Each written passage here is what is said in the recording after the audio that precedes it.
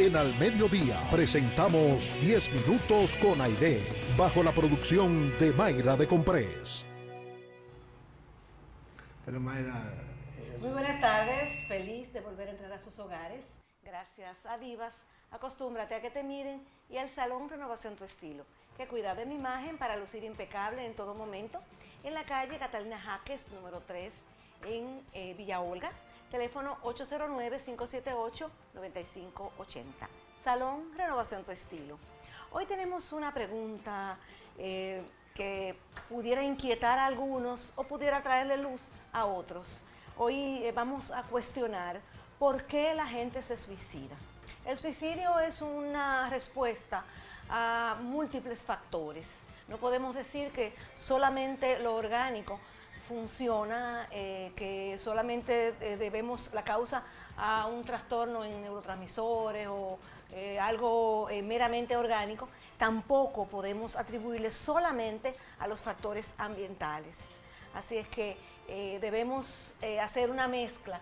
Probablemente ni los científicos saben a qué por ciento corresponde cada uno de los factores, pero aquí estamos para intentar dar luz a esa situación que a veces es inexplicable.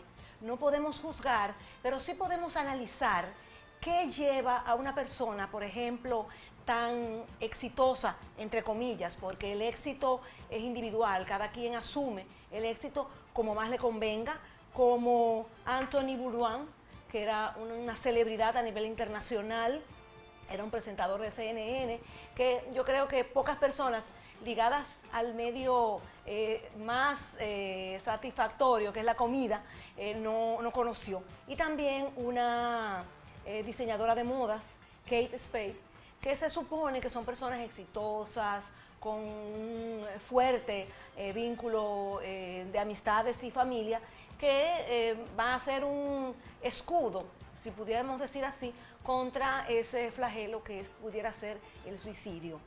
Aproximadamente 1 millón de personas en todo el mundo mueren por suicidio cada año, lo que podemos promediar a una muerte cada 40 segundos.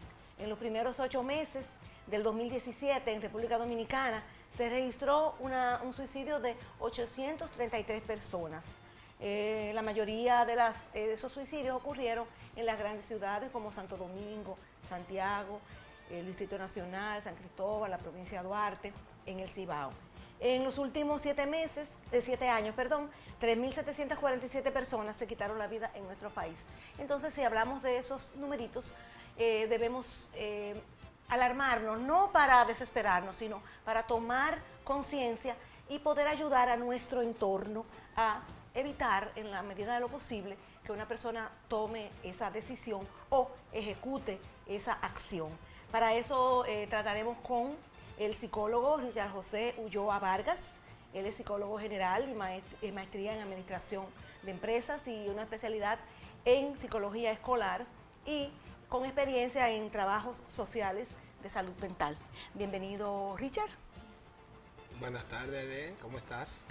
Yo estoy bien, aunque sí, no te niego que me preocupa las tasas de suicidio. Me gustaría, como en la medida de lo posible, hacer algo para aportar. Bien. Y estamos aquí para por lo menos dar un poquito de luz. ¿Qué está pasando en la gente? ¿Qué ha habido tanto a nivel físico como a nivel de entorno que la gente decide acabar con su vida? Un poquito tedioso.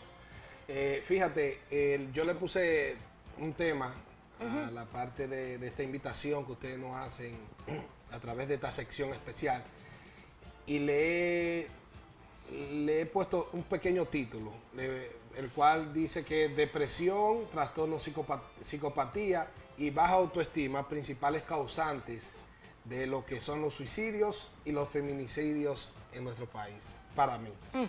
Porque en realidad parte de las cosas que están sucediendo en nuestra querida República Dominicana van mucho de la mano con lo que son estas 3 tipos de trastornos mentales o 3 fallas que quizá la persona tiene.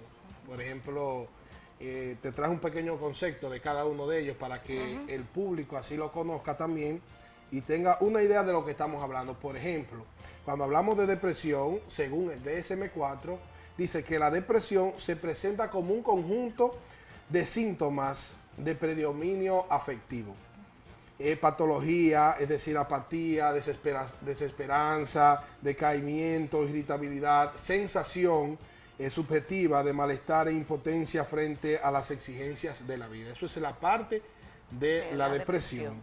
En el trastorno de psicopatía, por ejemplo, un concepto medio rápido es que la persona, el psicópata posee una personalidad que sin llegar a ser una enfermedad mental es anormal.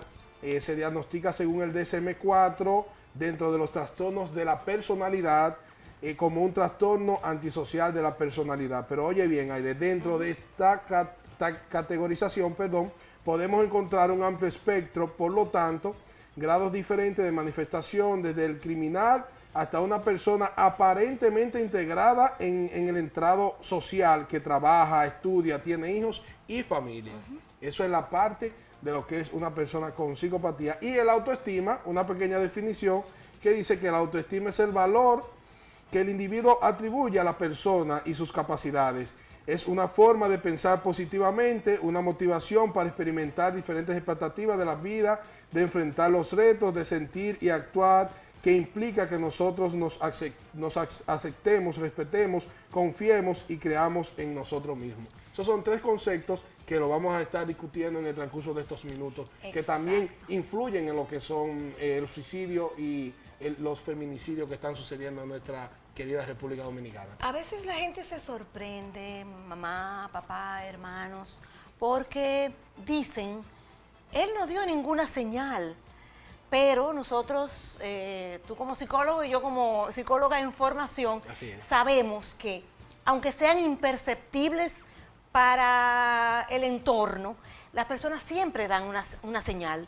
¿Tú podrías orientarnos para que la gente pueda detectar esas señales mínimas, probablemente, que esa persona manifiesta, que pueda dar luz a su entorno, de que digan, esta persona está pensando, por lo menos está teniendo una ideación suicida? Así es.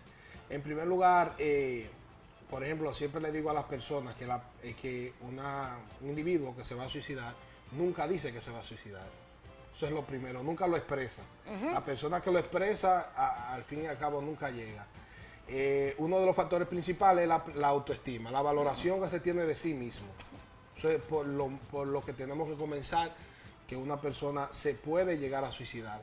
Ya luego que uno vea estos diferentes factores, su actitud, en el mismo orden, su valoración hacia sí mismo sea un poquito negada, es decir, no quiera socializar con los demás, no quiera compartir, se esté aislando de los demás.